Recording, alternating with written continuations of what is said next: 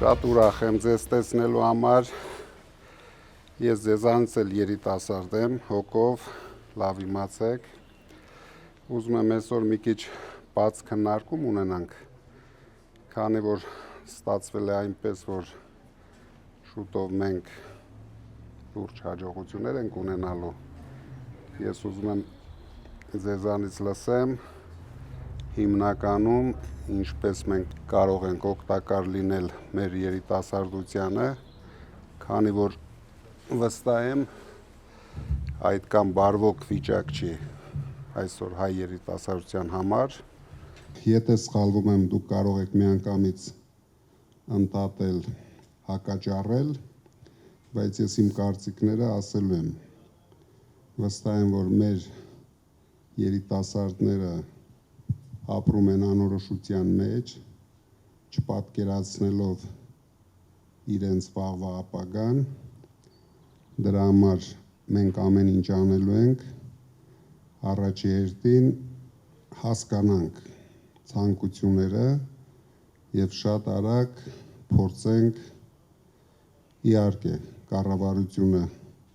ձևավորելուց հետո թե պետական մակարդակով, թե մասնավորների միջոցով ամեն ինչ անենք, որ մեր երիտասարդները, ես վստահ եմ, առաջին հերթին կարիք ունեն ստանան լավ կրթություն Հայաստանում, արժանապատիվ աշխատանք Հայաստանում, արժանապատիվ ապագա Հայաստանում, արժանապատիվ աշխատավարձ Հայաստանում, իհարկե եթե կգտնվեն այնպիսի տաղանդներ, ովքեր ցանկություն կունենան աշխարհը շուռ տալու, ամեն ինչով մենք աջակցելու ենք։ Ես ուզում եմ նշեմ, որ տարիներ շարունակ մենք աջակցել ենք հայ ուսանողներին, աջակցել ենք հարյուրավոր երիտասարդների, ովքեր կրթություն են ստացել արտասահմանում, ճիշտ ասած չգիտեմ հետ վերադարձել են, չեն վերադարձել, բայց համենայն դեպս ինչի կարիք ունեցել են տարիներ շարունակ, մոտարապես 10 տարի մենք ապահովել ենք։ Դրա համար իրոք թե ես, թե մեր թիմը դուք բոլորը տեսնում եք, շատ երիտասարդներ ունենք, ովքեր պատրաստ են 24 ժամ աշխատեն համ մեր ժողովրդին բարեկեցություն բերելու համար, համ մեր երիտասարդների համար անել ամեն ինչ, առաջին հերթին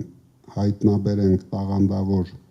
հայ երիտասարդների, որ հետագայում կարողանանք ավելի ճիշտ կազմակերպել թե իրենց կյանքը, թե ձեր կյանքը։ Դրա համար ես կուզենայի այսօր շատ թեթև ֆորմատ ընտրեինք, ավելի հեշտ կլինի, եթե ես պատասխանեմ ձեր հարցերին։ Երիտասարդներ ջան, ողջունում ենք ձեզ, ուրախ ենք, որ այստեղ եք, գիտենք, որ տարբեր մարզերից եք եկել այսօրվա հանդիպմանը,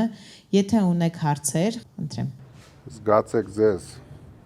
ոնց որ ձեր տանը հանգիստ եղեք, ինչքան սուր հարցեր, այդքան հետաքրքիր կլինի։ Բարև ձեզ բոլորին, բարև ձեզ պարոն Կարապետյան, ես Շիրակի մարզից եմ, նաև ուզում եմ նշել, որ Շիրակի թեմից եմ, ու իմ առաջի հարցը, որը ինձ համար ամենակարևորն է, դա վերաբերվում է եկեղեցուն, այսինքն ձեր երկրի ղեկավարությունը արդեն ստանձնելուց հետո, մեր հոգևոր դասը եւ մեր եկեղեցին ինչ անվտանգության ծրագրեր են ունենալու։ Առաջին հերթին ուզում եմ ասեմ, որ ձեր թեմի առաջնորդը երևի հայ ազգի ամենալավագույն մարդկանցից մեկն է, ամենահամարձակ, ամենահամառ, որ այս բոլոր ապօրինությունների դեմ պայքարեց եւ վստահ եղեք, շատ շուտով ինքը կհաղթի այս խարանը, որ փաթաթեցին մեր ազգի թե վզին, թե գլխին, մենք շատ արագ, շատ շուտով այդ ամենից հրաժարվելու ենք, մեր եկեղեցին ունենալու է իր տեղն ու դերը մեր ժողովրդի կյանքում, այն տեղն ու դերը, որին ինքը արժանի է։ Իսկ իրոք մենք հիշում ենք, որ մենք առաջի քրիստոնյա ազգն ենք, մենք դրանով հպարտանալու ենք ամբողջ աշխարհում, դուք շատ շուտով դա կզգաք, ամբողջ աշխարհը դա նորից կլսի, կիմանա եւ եկեղեցին ունենալու է շատ լուրջ դեր մեր ժողովրդի կյանքում։ Շիրակի մարզը իրոք ու կոնկրետ ես կարող եմ ասել Գյումրի քաղաքը երևի Հայաստանի ամենակոլորիտով քաղաքն է, ամենաունիկալ քաղաքն է, բայց ցավոք ամենաաղքատ մարզն է, ինձ թվում է քաղաքն էլ ամենաաղքատ քաղաքներից մեկն է, ինչը որ իրոք նորից ասեմ ամոթ է մեր իշխանությունների համար, որ բացարձակապես նշանակություն չեն տալիս իրենց արժեքներին։ Գյումրին ես համարում եմ ամենաարժեքավոր քաղաքներից մեկը Հայաստանի։ Ինչ են տալու, Գյումրին մշտապես տվել է լավագույն զավակներին, ուզում եմ հիշեցնեմ բոլորի կողմից սիրված Ֆրունզիկ Մկրտչյանին, ուզում եմ հիշեցնեմ աշխարհահռչակ սպորտսմենների, որոնք թե անցյալում, թե այսօր լավագույն ձևով ներկայացնում են թե մեր երկիրը, թե մեր ժողովրդին։ Դրա համար եթե իրենք այդ տեմպը պահեն, ինձ թվում է շատ գնահատված կլինեն։ Շնորհակալություն։ Բարև ձեզ, պարոն Կարապետյան։ Նախ ուզում եմ իմ անկեղծ շնորհակալությունը հայտնել ձեզ այս սպասված հանդիպման համար։ Ես Մարգարիտա Բեզոյանն եմ, Տաշիրից, սովորում եմ միջազգային հարաբերությունների բաժնում։ Ձեր կարծիքով, ինչպես կարող են երիտասարդները դառնալ իրական փոփոխությունների նախաձեռնողները, այլ ոչ միայն դիտորդներ։ Իրական փոփոխությունների մասով շատ հեշտ է, քանի որ մենք շատ շուտով բերելու ենք Հայաստանում իրական փոփոխություններ, դուք կարող եք շատ արագ միանալ մեր թիմին, ընդամենը 1 ամիս հետո դուք հնարավորություն կունենաք բերել իրական փոփոխություններ Հայաստանի կյանքում։ Ճիշտը որ ասեմ, ինձ զարմացնում է երիտասարդության պասիվությունը։ Երիտասարդները պետք է հասկանան, որ այս գործը, որ մենք ձեռնարկել ենք, հիմնական շահառուն իրենք են, որովհետև ապագան իրենցն է։ Իրենք պետք է լինեն շատ համառ, շատ ագրեսիվ ու պայքարող։ Բոլոր երկրներում է լուրջ փոփոխությունները արել է երիտասարդությունը։ Մենք միայն առաջնորդում ենք այդ փոփոխությունը, բայց շատ կարևոր է, որ դուք ձեր համառ պայքարով այս վախի մթնոլորտից ազատվելով ձեր լուրջ խոսքը ասեք։ Շնորհակալություն ժամանակի եւ պատասխանների համար։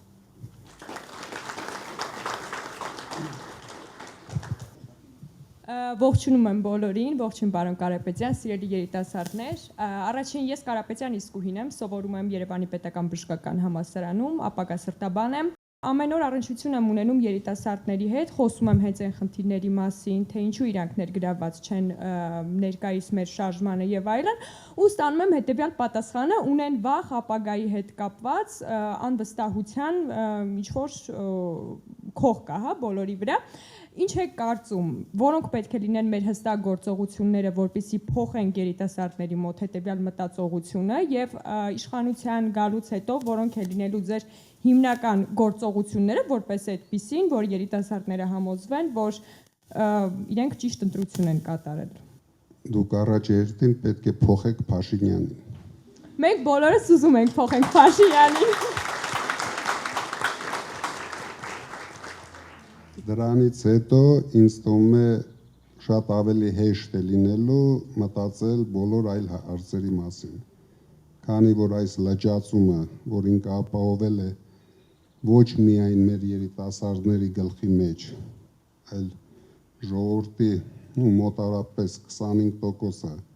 այսօր մոլորված վիճակում է, այ դուք դա պետք է փոխեք։ Դուք պետք է համառորեն խոսեք, համառորեն պայքարեք, որովհետև առանց դրա, առանց ձեր պայքարի, նորից եմ ասում, մեզ շատ դժվար է լինելու։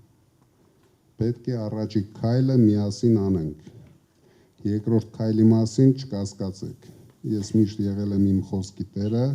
հիմա էլ վստահեցնում եմ, որ շատ ավելի հեշտ է լինելու հաջորդ քայլերը։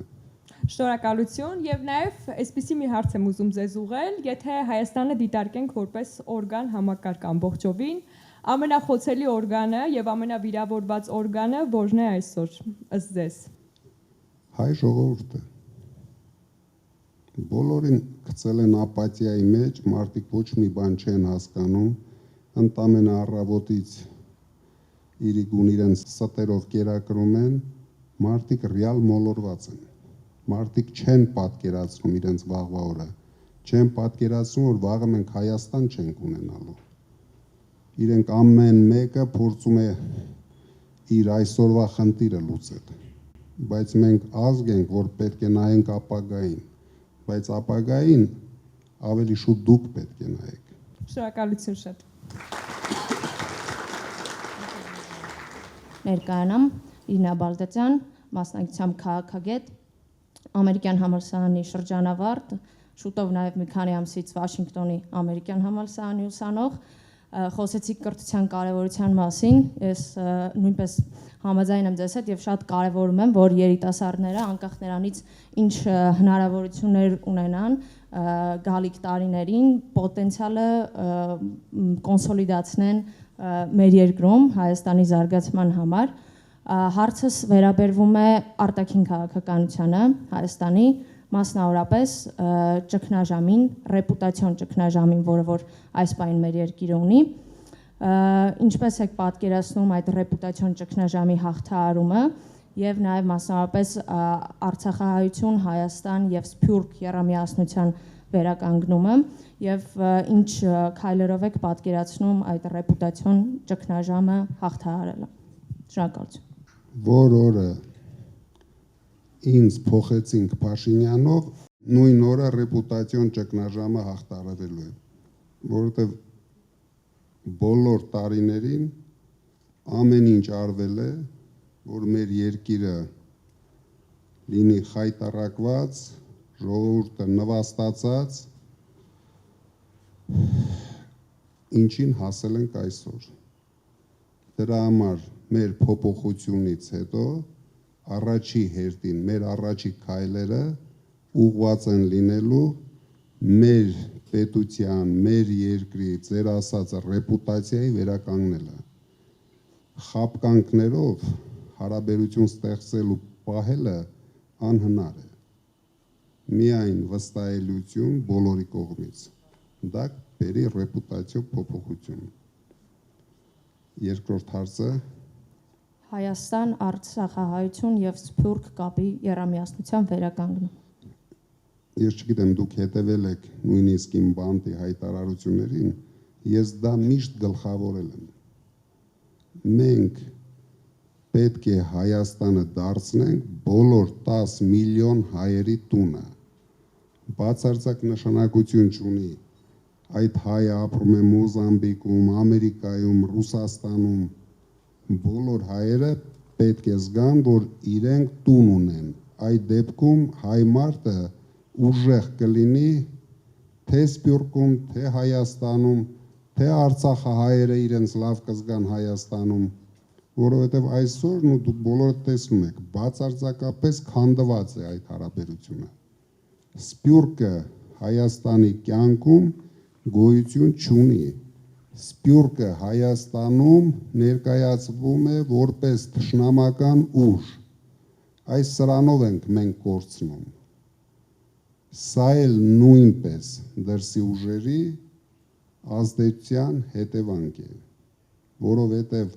միայն այդ ձևով կարողացան հաղթանակ տանել Արցախում, որովհետև Սփյուռքը կաշկանդված էր իր օգնություններում, թողեցին Արցախը միայնակ այդ ուժերի դեմ եւ մենք կրեցինք պարտություն։ Միայն միասնության մեջ է ուժը։ Շնորհակալություն։ Ես Գայանն եմ Արցախից։ Իմ շրջապատում կան շատ տաղանդավոր արցախցիներ, ովքեր որ ցավոք սրտի գործող իշխանության չգործողությունների պատճառով, այդպես ասեմ, տեղափոխվում են,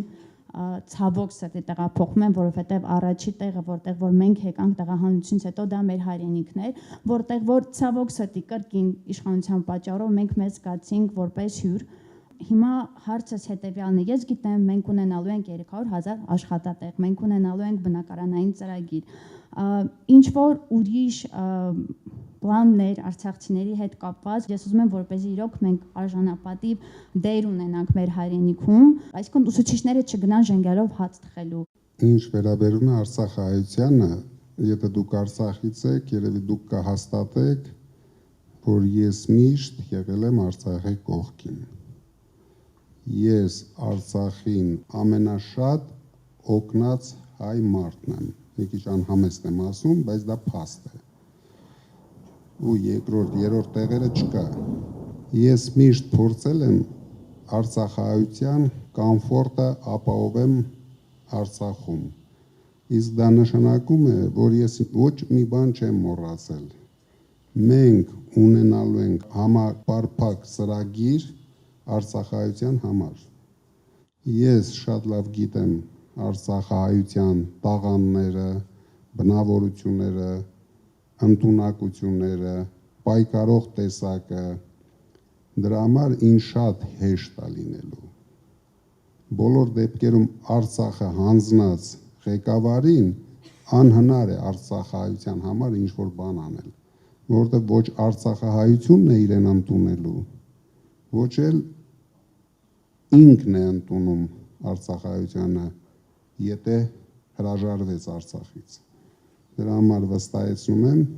իրենք ունենալու են իրենց ուրույն տեղը մեր կյանքում։ Ու ամեն ինչ անելու ենք, որ իրենք ստանան վերադառնալու իրավունքը Արցախ։ Ով կուզի վերադառնա, կվերադառնա, ով կուզի ապրի Հայաստանում, կապրեն Հայաստանում, բայց բարվոք կյանքով։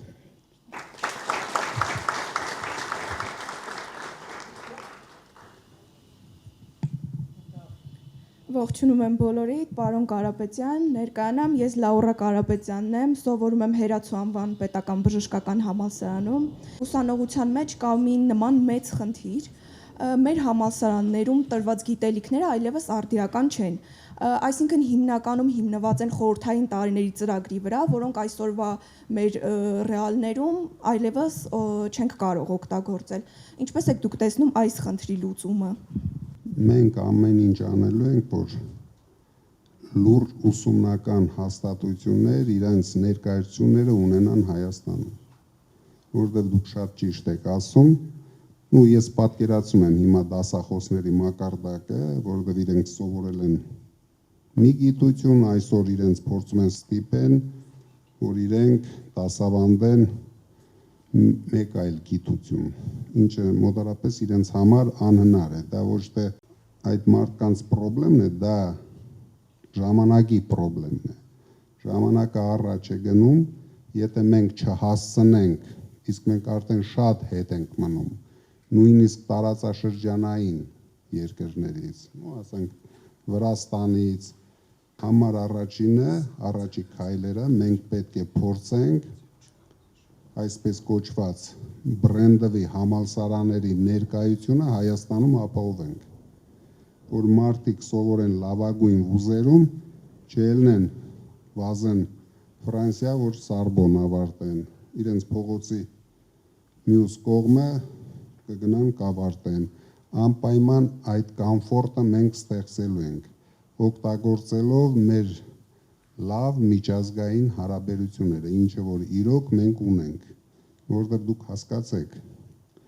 Հայաստանում այսքան տարիներ, սենց վատ բան եմ ասում, բայց փակված մարդիկ, իրենք ոչ մի բան չեն տեսել, ինչ պետք է անի դեղին մամուլի ղեկավարը այդ հարցերում, իր գլխավոր գաղափարը միշտ եղել է շանտաժ, շանտաժանի իր գրդոն անի, այսպես ասած, նա չի էլ պատկերացնում, որ հնարավոր է դա կազմակերպել։ Դրա համար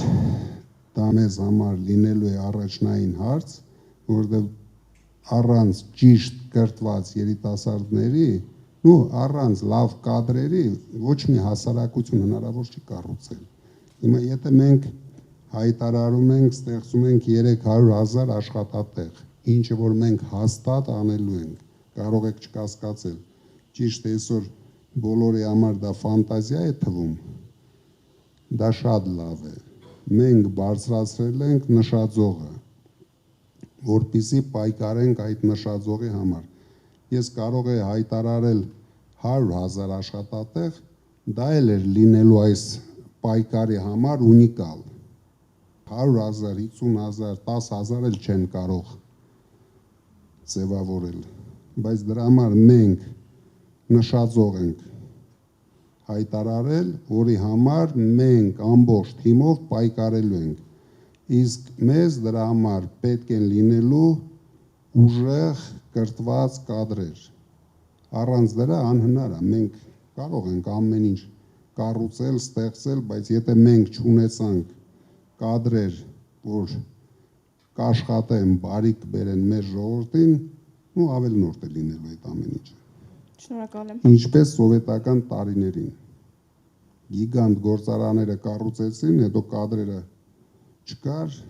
տեսնում եք ինչ է կատարում այսօր։ Շնորհակալ եմ։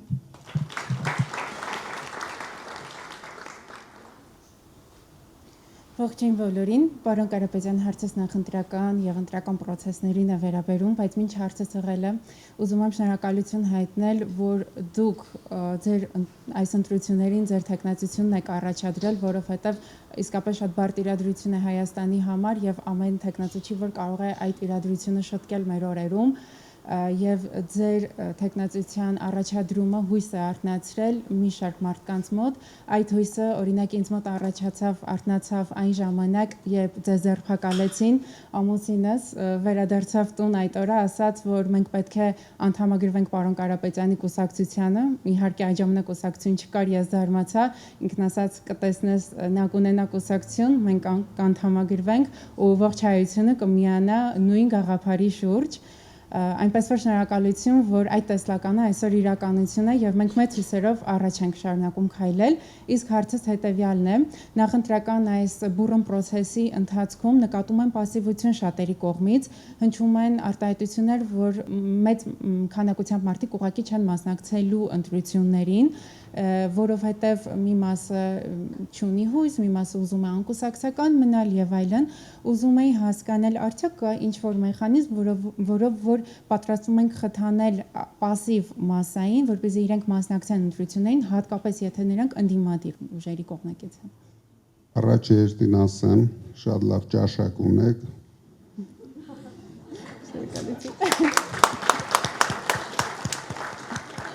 Շատ ճիշտ, շուտ կողմնորոշվող ամուսին ունեք։ Ինչ վերաբերվում է ընտրական process-ներին, ես ուզում եմ ձեզ ասեմ, որ ես դեռ կալանավորված եմ։ Սա աշխարհի մասշտաբով ունիկալ դեպք է, որ մի ամիս է մնում ընտրություններին եւ հնարավորություն չեն տալիս գլխավոր ուժին շփվի իր ժողովրդի հետ։ Գոնե վերջի դատարանի որոշումը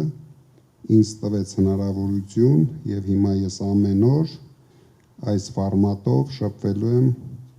տարբեր բնակավարի մեր մարդկանց հետ։ Ինչ վերաբերվում է ինչ անել, նորից ակտիվ պայքարել, նորից ցույց տալ համառություն, նորից բացատրել մարդկանց, որ սա իրենց ապագայի խնդիրն է, սա ընտրություն է հայ մարդու մեջ եւ գորժ կայլերի մեջ, որովհետեւ մենք շատ լուրջ վտանգի առաջ են կանգնած, թե ինքնության, սրանով ես չեմ ուզում վախեցնել ոչ ոքի, բայց Հայաստանի հաջորդ տարածքի կորստի։ որտեղ այս մարդկանց համար բացարձակ նշանակություն չունի 100 կիլոմետր ստեղ 500 կուղարկեն մյուս կողմը, բայց մենք դուք գիտեք, որ շատ փոքր երկիր ենք։ Եթե մենք այսպես մի 5 տարի բաժանենք, վերջում կմնա Լոռու մարզը, որովհետև դա մենք ոչ մեկի չենք տալու, պայքարելու ենք Լոռու մարզի համար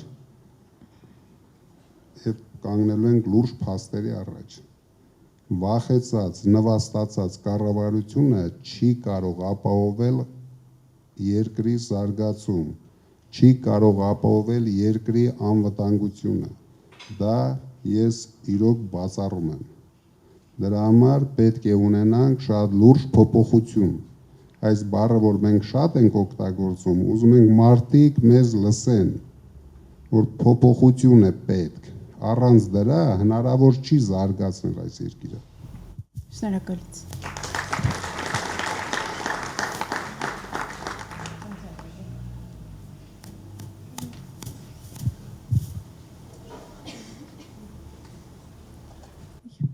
Ողջունում եմ բոլորին, ես Արևիկ Թամրազյանն եմ Վանաձորից,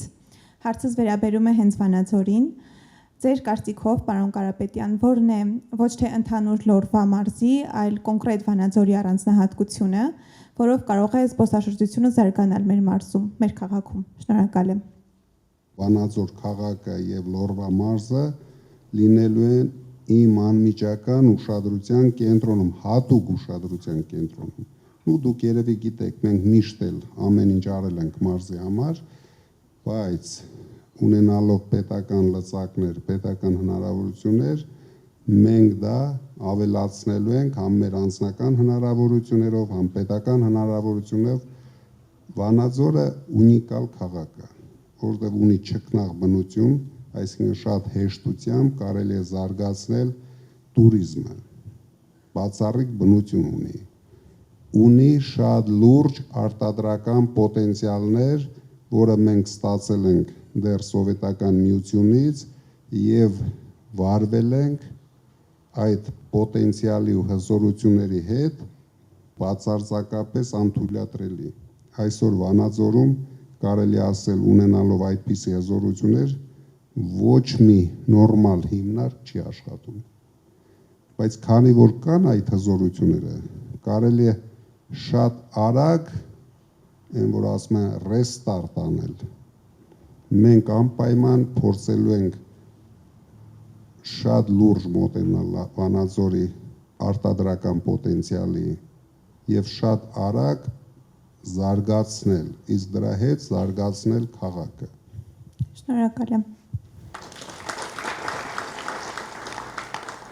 Ընտրություններում, եթե զուտ հաշվարկները, ոչ թե իրական պատկերը, այլ զուտ հաշվարկները իր նկարագրած ընտրություններում, այդտեղ մենք չունենանք բացարձակ մեծամասնություն, թե ընդդիմադիր մյուս ուժերի հետ համագործակցության մասով, թե բացի ընտրություններից պայքարի օրինական ճանապարհներով, տարբերակների մասով, փողոցային պայքարի պատրաստ լինենք թե չէ, ուզում եմ ձեզնից լսել, ինչ տարբերակներ ենք տեսնում։ Ինչ վերաբերվում է հաղթանակին այս ընտրություններին, ու համենայն դեպս թե ես, թե մեր թիմը բացարձակապես չենք կասկածում։ Քանի որ, ինչպես ասում են, բոլոր սոցիալական հարցումները ցույց են տալիս, մենք լավ տիրապետում ենք իրավիճակին, մենք լավ առաջ են գնում եւ հույսով եմ ընտրության օրը կունենանք մեր ուզած բացարձակ հաղթանակը նույնիսկ առանց կոալիցիաների։ Կլինի կոալիցիաներով, դա հետո քննարկենք, բայց այսօր մենք նույնիսկ չենք ուզում քննարկել այդ հարցը, որովհետև մեզ պետք է լուրջ մոտիվացիա, որ մենք հավատում ենք, պայքարում ենք դրա համար։ Վստահ եղեք, որ մենք հաղթելու ենք, իրենք ոչ մի բան չեն կարենալու անեն, քանի որ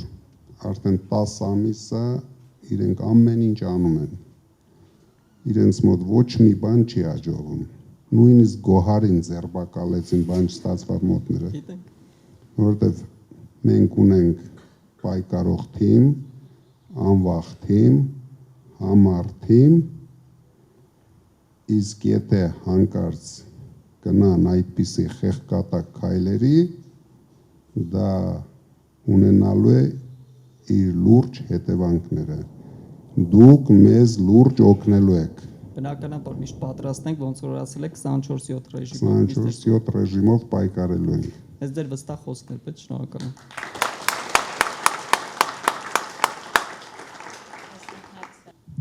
Ողջունում եմ, ես Էլեն Ավագյանն եմ Վանաձորից։ Նախ ուզում եմ շնորհակալությունս հայտնել նման հնարավորության համար, որ ընձեռել եք։ Վստահ եմ, որ հունիսի 7-ին հասնելու ենք մեր նպատակին, պարոն Կարապետյան, եւ հունիսի 7-ից հետո առաջինը ամուր հիմք ենք դնելու մեր հայրենիքում, բայց ամեն դեպքում ուզում եմ հարցնել, թե ինչ քաղաքականություն ենք վարելու Ադրբեջանի հետ, որովհետեւ հիմա տեսնում ենք, թե ցավոք սրտի ով է ներկայացնում մեր պետությունը թշնամու մոտ եւ տեսնում ենք, թե ինչպես են մեզ վերաբերում։ Հայ ժողովրդի, այսպես ասած, ռեյտինգը մի քիչ ընկել է ամբողջ աշխարհում ու ես շատ կուզեմ, որ հունիսի 7-ից հետո վստահ եմ, որ դուք եք լինելու ու շատ կուզեմ, որ մենք դառնանք այն նույն հայը, ում այդ 3 տարը բոլորին վախացնում էր։ Ես հույսով եմ հունիսի 8-ին դուք արդեն միանգամից կզգաք, որ նույն Ադրբեջանի ղեկավարության խոսույթը փոխվեց, որովհետև երբ են խոսում այս խոսույթով, երբ դիմացինը իրենից ոչ մի բան չի ներկայացնում, երբ դիմացինը արդեն պարտված է, այն էլ 3 պատերազմներում, ինչ արգումենտով կարող է խոսել ինքը իր շեֆի հետ, ինքը արդեն համարում է նրան շեֆ եւ կատարում է նրա բոլոր պահանջները։ Դուք մի անհանգստացեք, շատ արագ փոխվի բոլոր այդ խոսույթները, մենք չենք պատրաստվում պատերազմել Ադրբեջանի հետ, մենք, ինչպես մեր թիմակիցները ասում են, ուժեղ բանակցություններով, ուժեղ դիրքերից ունենանք մեր, սենց ասեմ, թե առաջնահերթությունները, թե պոզիցիաները։ Եղավ, շատ շնորհակալ եմ, մեզ բոլորիս հաջողություն։ Ողջունում եմ բոլորիս, նախ շնորհակալ եմ պարոն Կարապետյան, այստեղ մեզ հյուրընկալելու համար։ Ես Էմիլիա Սուքեսյանն եմ Չարենցավանից, սովորում եմ Հայաստանի ազգային պոլիտեխնիկական համալսարանում։ Հարցս հետևյալն է. ինչ ազգային գաղափարախոսություն եւ մոտիվացիա պետք է ունենա Հայաստանում ապրող ցանկացած արժանապատիվ եւ ակտիվ երիտասարդ։ Շնորհակալություն։ Ես արդեն ասեցի ինչ, առաջերտին հայրենասիրությունը։ Առանց հայրենասիրություն ոչ մի մոտիվացիա չի աշխատում։ Երբ մարդը իր համար նշանակություն չունի հայրենիք բառը, չես կարող այդ մարդու հետ ոչ մի մոտիվացիայի մասին խոսես։ Դրա համար առաջերտին հայրենասիրությունը, երկրորդ հերթին ինտելեկտը, որովհետև դա շատ կարևոր է, եթե մարդը ոչ մի բան չի հասկանում, գաղափարներով ուզում ես խոսի իր հետ։ Եթե մարդը պատրաստ է իր փորի տարողության հաշվին իր ազգային արժեքներից հրաժարվել, ինչ ուզում ես բացատրի այդ մարդուն։ Դրա համար հայրենասիրություն, ազգասիրություն եւ շատ բարձր նշաձող, որովհետև եթե չի դրվում նշաձողը, այդ մոտիվացիան էլ չի առաջանում։ Պետք է ունենաս նշաձող եւ պայքարես հասնելու համար։ Շնորհակալ եմ։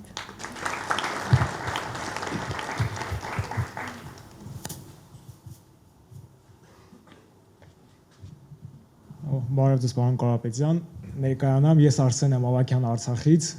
լսել եմ ձեր մեծ գործերի մասին Արցախում, որի համար ձեզ շատ շնորհակալ եմ։ Հարց վերաբերում է անվտանգության մասին, ինչպես կարելի է հասնել երկարատև խաղաղության Հայաստանում, հաշվի առնելով տարածաշրջանային անկայունությունը։ Դա երևի ամենաբարդ հարցերից մեկն է։ դա ով ձեզ կասի, որ ունի շատ կարճ ու արագ լուծում, մի հավատացեք։ Բայց մենք ունենք շատ լուրջ միջազգային գործընկերներ բոլոր կողմերում։ Մենք օգտագործելու ենք իրենց բոլոր հնարավորությունները ապահովելու իրական երկարատև խաղաղություն, բայց արժանապատիվ խաղաղություն։ Ոչ թե հանձնելով ու հանձնվելով խաղաղություն, այլ հավասարը հավասարի հետ խաղաղություն։ Դուք դրանում մի կասկածեք, մենք այդ հնարավորությունները ունենք, այդ կապերը ունենք եւ ահավոր ցանկություն ունենք դա անելու համար։ Մերսի։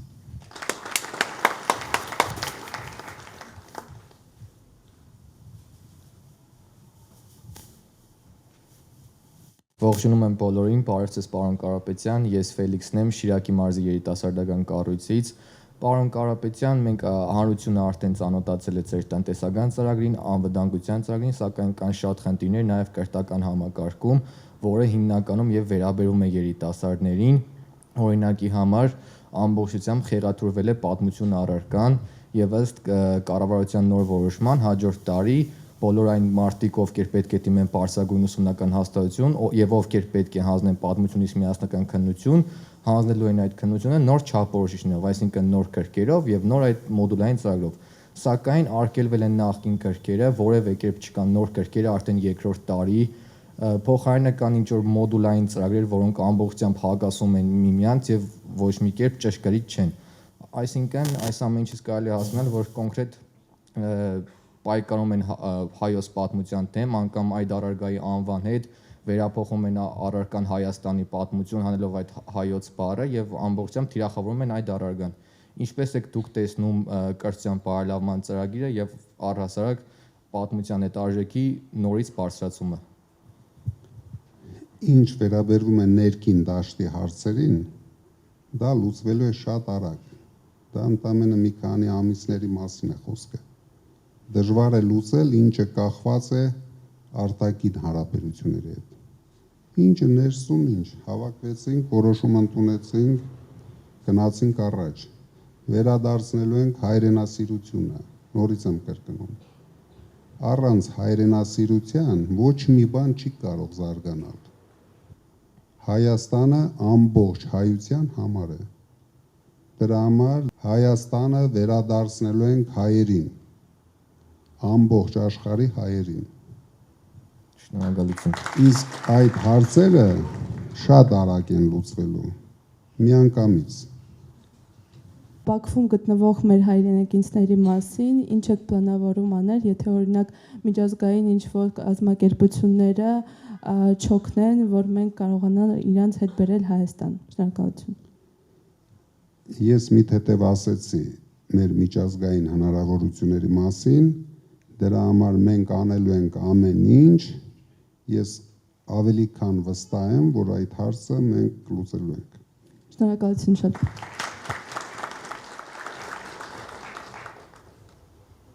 Բարև ձեզ, ես Միլենան եմ Բաղդասարյան Տաշիրից։ Հարցս հետևյալն է եւ մասսայական է կարելի ասել շատերին հետաքրքրող հարց։ Ինչու որոշեցիք մտնել քաղաքականություն եւ արդյոք կմասնակցեիք ընտրություններին, եթե չիներ ձեր ապօրինի ձերբակալությունը։ Երբ տեսա, որ այս իշխանությունը կարող է հարձակվել հայ առաքելական սուրբ եկեղեցու վրա,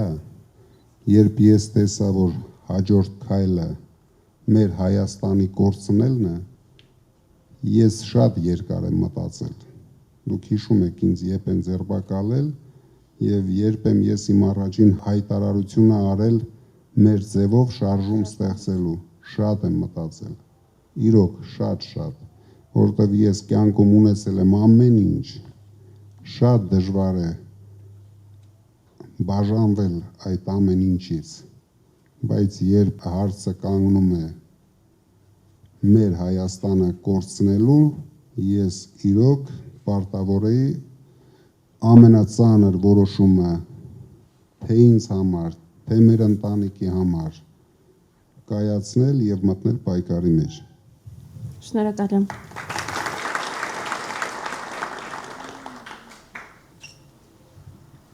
Ես Ռոզան եմ Մաթևոսյան Գյումրիից, այժմ սովորում եմ Երևանի Պետական համալսարանում եւ նաեւ երիտասարդական կառույցի անդամ եմ, հարցս ուղղեմ, որը կլինի ձեր առաջնահերթ կամ այսպես ասած առաջին փոփոխությունը, երբ դուք գաք իշխանության։ Չի լինելու, որ այս մեկ քայլն ենք անելու, առաջիկ քայլ, ոչ էլ երկրորդ քայլը, լինելու է մասշտաբային քայլեր, որտեղ այսօր այնպիսի վիճակում է Հայաստանի թե տնտեսությունը, թե արտաքին քաղաքականությունը, խնդիրները այնքան շատ են ու այնքան կարևոր, որ առաջնահերթություն տալ առաջին քայլ, երկրորդ քայլ, դժվար է լինելու, դուք ուշադիր հետևեք, հիմա մենք ամեն շաբաթ հայտարարություններ ենք անելու կարևորագույն քայլերի մասին, դուք կարող եք դրան հետևել եւ տեսնեք ինչի դեմ ենք մենք պայքարելու։ Եվ իմ երկրորդ հարցը կապված կրթության հետ, մենք գիտենք, որ շատ երիտասարդներ կապված կրթության հետ լքում են իրենց մարզերը, գյուղերը եւ քաղաքները, որպեսզի տեղափոխվեն մայրաքաղաք, որ հնարավորություն ունենան լավ կրթություն ստանալ, ինչպիսի լուծում ենք ունենալու, երբ փոփոխություն լինի։ Մենք Երևանակենտրոն քաղաքականությունից դուրս են գալու, որտեղ դուք բոլորը տեսնում եք, անհնար է, ոչ տրանսպորտային համակարգն է համապատասխանում այս քաղաքին, ոչ կոմունալ համակարգն է համապատասխանում, այսինքն գնալով սա ավելի վատանալու է եւ հասնելու է այն աշճանի, որ մի օր տեսնենք, որ Երևանում ոտքով ման գալը 10 անգամ ավելի արագ է լինելու, քան մեքենայով գնալ։ Դրա համար մենք շատ բնակավարներ տեղափոխելու ենք մարզերը։ Հիմա այդպիսի ծրագրեր անում ենք, հաշվարկներ անում ենք, դա ինչ նոր ծախսեր բերի բյուջեի վրա, քանի որ բյուջեն սահմանակ փակ է, դուք գիտեք, Հայաստանը աղքատ երկիր է եւ պարտքերով ապրող երկիր է։ Դրա համար, բայց անպայման մենք վարելու ենք քաղաքականություն մարզերին ուղղվածությամբ։ Մի կասկածեք, ամեն մարզ ունենալու է իր հիմնական ուղղությունը զարգանալու, թե կրթվելու, թե զարգանալու, ուրիշ ձև չունենք։ Երևանը դարձնելու ենք տուրիզմի համար շատ կոմֆորտնի քաղաք։ Շնորհակալ ենք։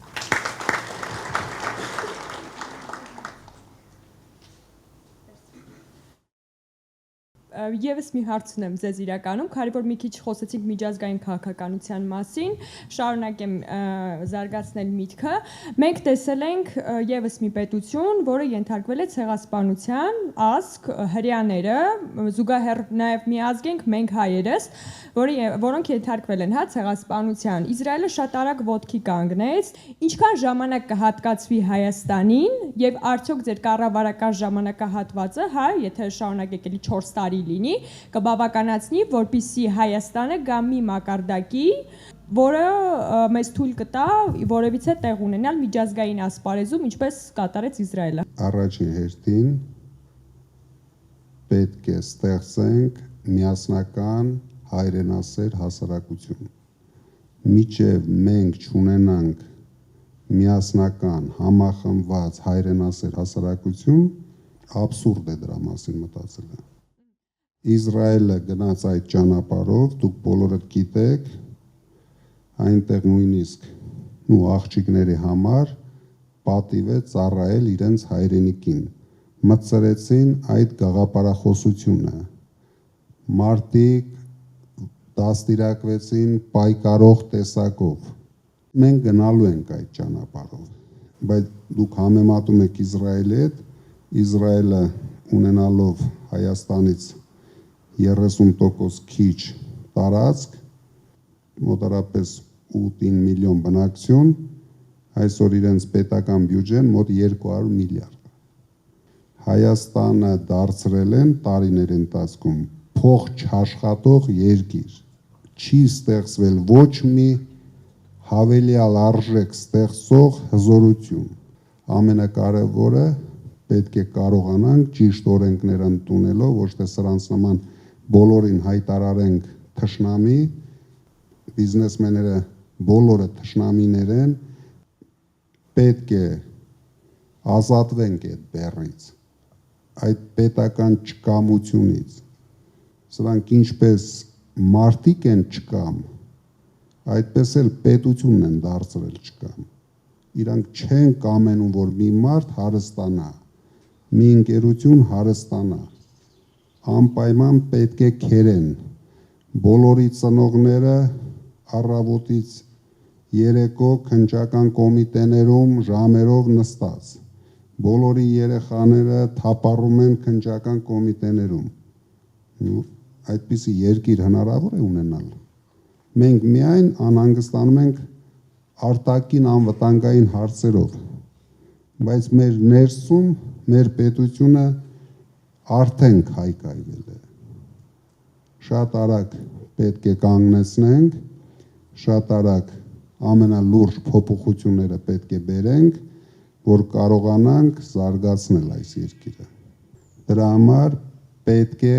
ուժեղ Հայաստան, պետք է ուժեղացնենք Հայաստանը տնտեսությամբ, արտաքին քաղաքականությամբ։ Դա լոկ խոսքեր չեն, որ մենք ասում ենք։ Առանց տնտեսության ոչ մի բան հնարավոր չի զարգացնել։ Ինչ ուզում ասենք, մեզ հիմա ստեղծող ուժ է պետք, տնտեսակետ ուժեր են պետք, որովհետև խոսածողներին մենք տեսել ենք։ Ինչ կան ասես, կան այդ խոսածողները։ Խոսում են, իրենք անձնապես հարստանում են, բայց ժողովուրդը մնում է խաբված։ Երեկ առաջի օրը մարդիկ մեծ ցնծությամբ նշեցին խաբված քաղաքացու օրը։ Մեր ամբողջ ժողովուրդը այսօր խաբված է։ Իրենց մասին ոչ ոք չի մտածում։ Իրենք ընդամենը մեկ գործողություն են անում։ Վարկեր են վերցնում, փաթաթում պետության գլխին։ Փող ստեղծել չգիտեն, գումար ստեղծել չգիտեն։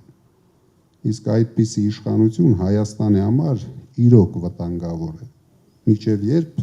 վարկով ապրենք, էլի, վարկը վերջը պետք է հետ տանք։ Շնորհակալություն շատ։